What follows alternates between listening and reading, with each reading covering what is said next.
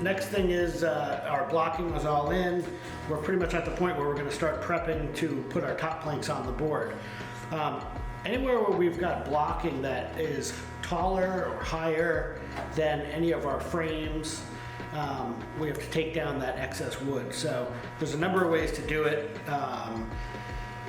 I'd say that the common tools are either a Japanese saw, a chisel, a little block plane, a rasp if you have one, and worst comes to worst, you know, a hard block of wood with some 80 grit sandpaper. It just kind of depends on how much time you want to put into it. So there's lots of different ways to do it, but I'll show you a couple of the techniques that we use right now. So on this fin box blocking, again, a block plane works well because I've got some room to work, and I'm just going to start taking this back corner down. I like to keep the tool a little bit angled to the surface as it tends to cut a little better.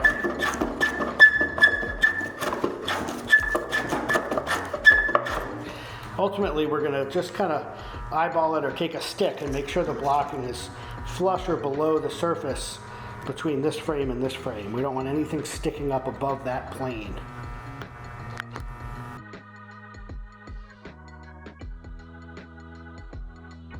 So back here on the tail where I've got a little room to work, I find a block plane is the best thing to use.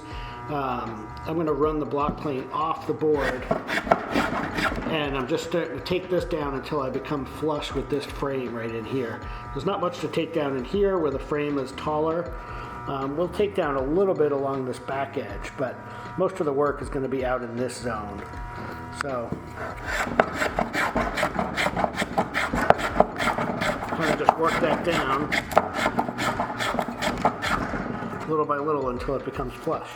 As you get closer out here and you start to come closer in contact with this outside plywood rail band, you want to be a little bit more careful and maybe switch to sandpaper.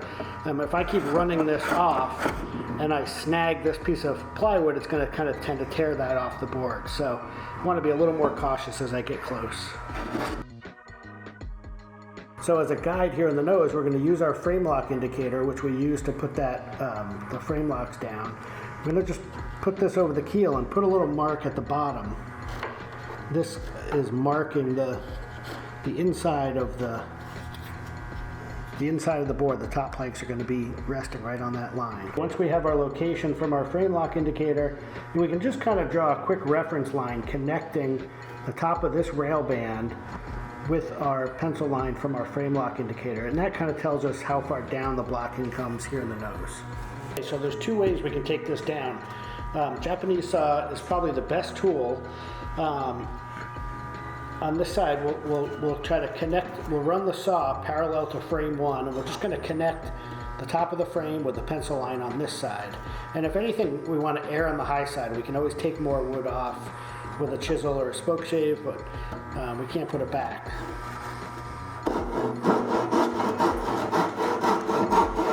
It's a little easier, and sometimes your saw tends to dive in and can cut into that frame. I do think it's a little easier to make a series of relief cuts vertically that are going to connect your pencil line with your frame.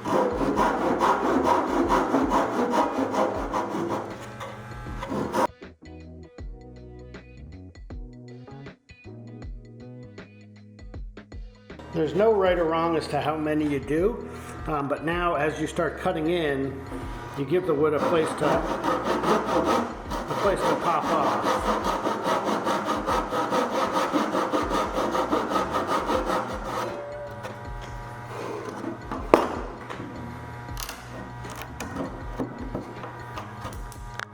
Alright, so once I've done all my tool work with my block plane or chisel, saw, I went back with some 80 grit sandpaper and a hard block of wood and just did a little bit of sanding just to make sure things are nice and flush and smooth with the top of the frame. You can take a stick and just kind of hold it on there and make sure things are fairly level. If, for example, if there was a big space at that last frame, I'd want to take my blocking down a little bit more.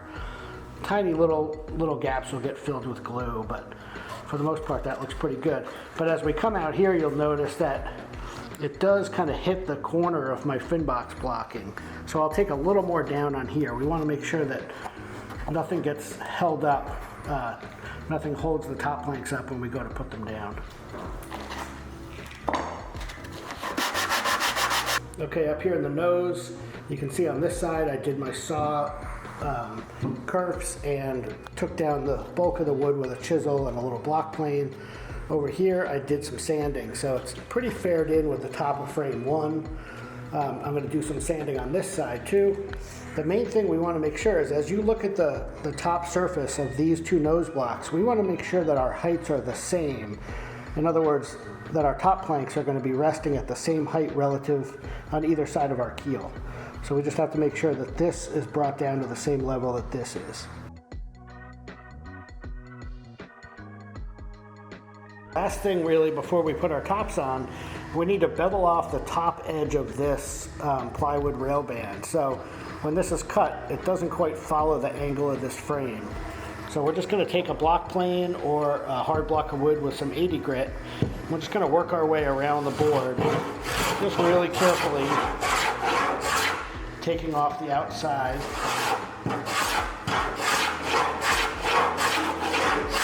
Until it matches the angle of that frame. So you can just take a little straight edge and kind of, as long as it's pretty close.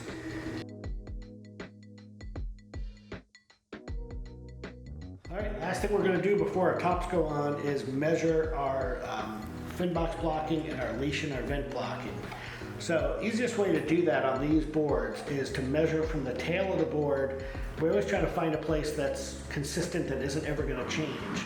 And for us, that's the tail end of this keel. To do that, we're going to eventually measure from the back edge of this keel because that's going to be a constant throughout our build.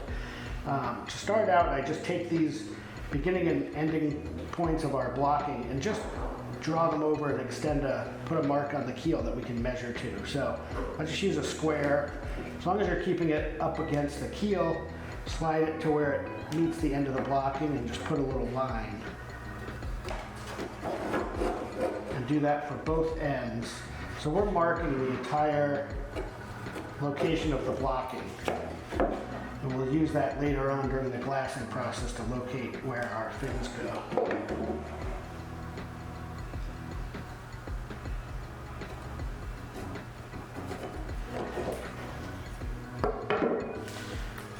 And then at this point, all I'm really going to do is measure from back here and measure to each one of those 4 marks. So again, I can just lay this right up against my keel, butt that up against the back here, and measure these out. Okay, the other measurement for our side bite blocks is the distance from the center line out to our blocking. So again, I'm just going to use the square. I'm going to put it up against the side of the keel, and I'm going to measure out to, I'm going to use the inside edge of this blocking as my guide. I know these blocks are 2 inches wide, so I can make a note that says, I can add 1 inch. I'll just make a note that the blocks are 2 inch wide. But the one thing you've got to be careful of is you need to add 1/8 of an inch because this keel is a 1/4 inch thick, and we're measuring from the edge of the keel, this face. So we're going to add 1/8 of an inch to our measurement so that we're exactly on the center line of the board. For our leash and our vent blocking, because these are just getting 1 piece of hardware in each one, I like to find the center line of the blocking. You can do that just by putting a quick X on here, connecting the corners. That's our center spot. And then we're going to just measure, again, over to our keel and add 1/8 of an inch, and then measure from the back up to that spot.